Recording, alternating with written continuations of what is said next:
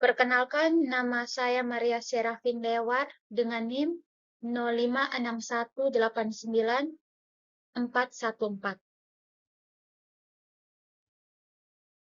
Pembahasan yang akan saya bawakan yaitu proses lahirnya Pancasila. Tujuan dari materi saya yaitu pertama, memahami proses lahirnya Pancasila dari sidang BPUPKI, Piagam Jakarta, hingga PPKI. Yang kedua, memahami nilai-nilai Pancasila yang tercermin dari peristiwa tersebut. Dan yang ketiga, menerapkan nilai-nilai yang dapat diambil. Yang pertama itu sidang BPUPKI. Nah, sidang BPUPKI ini terjadi 2 kali. Yang pertama terjadi pada 29 Mei sampai 1 Juni 1945, dan sidang kedua terjadi pada tanggal 10 sampai 17 Juli 1945, di mana sidang ini bertujuan untuk merumuskan dasar negara Indonesia merdeka. Nah, terdapat 3 tokoh yang merumuskan pendapat mereka. Yang pertama, Mr. Muhammad Yamin dengan 5 asas, salah satunya peri kebangsaan dan peri kemanusiaan. Yang kedua itu Profesor Dr. Anu Supomo dengan dasar negara integralistik. Dan yang ketiga itu ada Insinyur Soekarno mengusulkan tentang Pancasila. Yang berikut Piagam Jakarta. Waktu pelaksanaan dan tujuan sidang ini terjadi pada tanggal 18 sampai 22 Juli 1945 yang membahas dasar negara dan pembukaan Undang-Undang Dasar 1945. Nah, di mana rumusan awal itu yaitu ketuhanan dengan kewajiban menjalankan syarat Islam bagi pemeluknya. Namun terjadi perdebatan di mana terjadi perdebatan antara nasionalis dan agama Islam itu sendiri, sehingga terjadi perubahan dari ketuhanan dengan kewajiban menjalankan syarat Islam bagi pemeluknya menjadi ketuhanan yang Maha Esa. Makna dari sidang ini cikal bakal pembukaan Undang-Undang Dasar 1945 menunjukkan kompromi antara agama dan nasionalisme.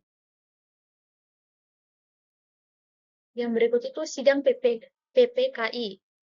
Sidang ini bertujuan untuk mengisahkan Undang-Undang Dasar 1945 sebagai dasar hukum negara, memilih Presiden dan Wakil Presiden, membentuk Komite Nasional Indonesia atau KNI sebagai badan legislatif sementara, dan yang berikut menetapkan pembagian wilayah Indonesia.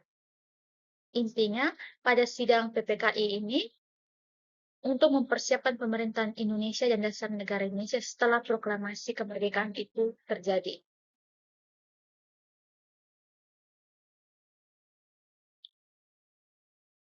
Dari proses pembentukan Pancasila ini, relevansi bagi generasi muda.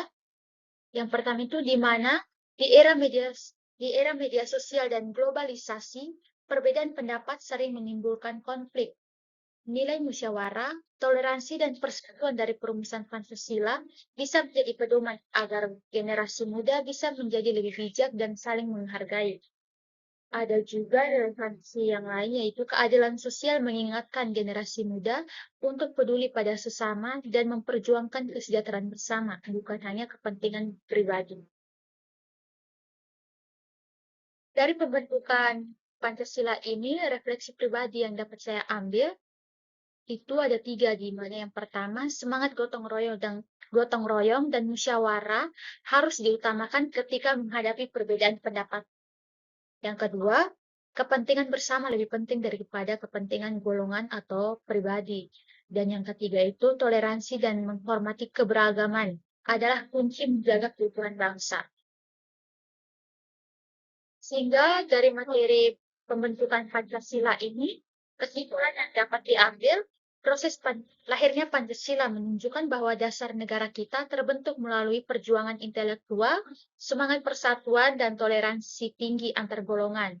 Nilai-nilai ini tetap relevan dan perlu dihidupkan kembali oleh generasi muda agar Indonesia tetap kuat, damai, dan beradab.